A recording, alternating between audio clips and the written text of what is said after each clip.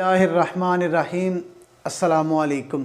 सबसे पहले दरूद पाक, अल्लाहुम्मा सल्ली अला मुहम्मदिन व अला आलि मुहम्मदिन व बारिक वसल्लिम। हमारा आज का मौजू है हज़रत ईसा की अपनी कौम से बात। तो बराए मेहरबानी जिन लोगों ने अभी तक हमारा चैनल सब्सक्राइब नहीं किया, हमारे चैनल को सब्सक्राइब कर लें और बेल आइकॉन का बटन दबा दें ताकि आने वाली हर वीडियो आपको बर वक्त मिलती रहे। हज़रत ईसा के हवारियों ने ये अर्ज़ किया, ए ईसा इब्ने मरियम, क्या आपका रब ये कर सकता है कि हमारे पास आसमान से एक दस्तरख्वान उतारे? तो हज़रत ईसा ने फरमाया कि इस तरह निशानियाँ तलब करने से अगर तुम लोग मोमिन हो तो इस तरह की निशानियाँ तलब करने से डरो। ये सुनकर हवारियों ने कहा कि हम निशानी तलब करने के लिए ये सवाल नहीं कर रहे, बल्कि हमारा मकसद ये है कि हम खूब पेट भरकर खाएं और हमको आपकी सदाकत का अच्छी तरह इल्म हो जाए ताकि हमारे दिलों को करार आ जाए और हम इस बात के गवाह बन जाएं ताकि बनी इसराइल को हमारी शहादत से यकीन और कुल्ली इत्मीनान हो जाए और मोमिनीन का यकीन और बढ़ जाए और कुफ़ार ईमान ले आएँ। हवारियों की दरख्वास्त पर हज़रत ईसा अलैहिस्सलाम ने बारगाह खुदाबंदी में इस तरह दुआ मांगी, ए हमारे परवरदिगार, हम पर आसमान से एक दस्तरख्वान उतार दे कि हमारे अगलों और पिछलों के लिए ईद का समा हो जाए और तेरी कुदरत और मेरी नबूवत पर एक निशानी होगी और तू हमको रोज़ी दे कि बेशक तू रोज़ी देने वाला है।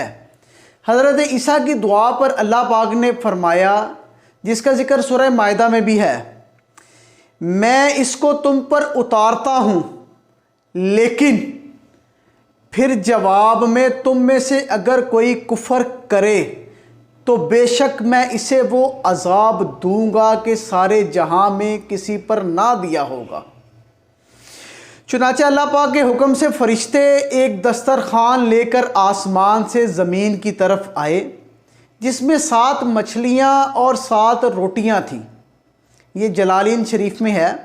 हज़रत इब्ने अब्बास से रवायत है कि फरिश्ते दस्तरखान में रोटी और गोश्त लेकर आसमान से ज़मीन पर नाज़िल हुए।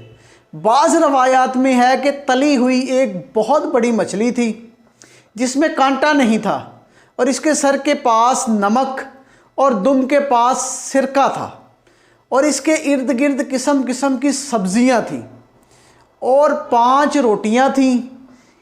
इनमें से एक के ऊपर रोगने जैतून, दूसरे पर शहद, तीसरे पर घी, चौथे पर पनीर और 5वें पर गोश्त था।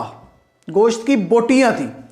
दस्तरखान के इन सामानों को देखकर हज़रत ईसा अलैहिस्सलाम के एक हवारी, जिसका नाम शमऊन था, जो कि तमाम हवारियों का सरदार था, कहा कि ए रूहुल्लाह, ये दस्तरखान दुनिया के खाने में से है या आखिरत के खाने में से है? तो आपने फरमाया, ना तो दुनिया के खाने में से है ना आखिरत के खाने में से है। अल्लाह पाक ने अपनी कुदरत कामिला से तुम्हारे लिए इस खाने को अभी अभी ईजाद फरमाया है। फिर हज़रत ईसा ने बनी इसराइल को हुक्म दिया कि खूब पेट भर कर खाओ और ख़बरदार इसमें किसी किस्म की खयानत मत करना और कल के लिए ज़ख़ीरा भी मत करना। मगर बनी इसराइल ने इसमें से खयानत कर डाली और कल के लिए ज़ख़ीरा भी बनाकर रख लिया। इस नाफरमानी की वजह से अल्लाह ताला का अज़ाब इन लोगों पर आया। ये लोग रात को सोए तो अच्छे खासे थे, मगर सुबह उठे तो मसख होकर कुछ खंजीर और कुछ बंदर बन चुके थे।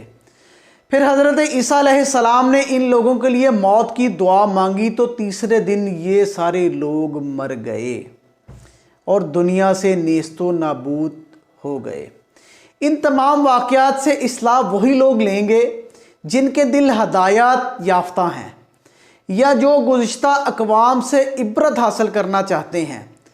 याद रखो, जिन लोगों ने अल्लाह के अहकाम को ना माना तो इनका अंजाम क्या हुआ वो लोग समझते हैं कि इन पर अज़ाब नहीं आएगा या क़यामत नहीं आएगी।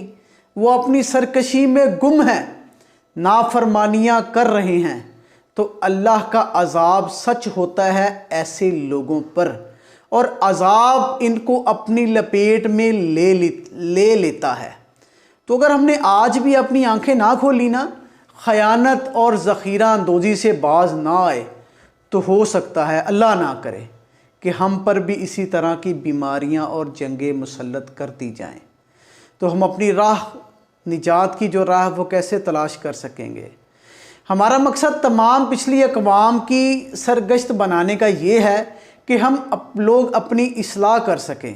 अल्लाह पाक हमें अपनी हिफ्ज़ व अमान में रखे और हमें दीनो दुनिया में अच्छे काम करने की तौफ़ीक़ अता फ़रमाए। आमीन। जज़ाक।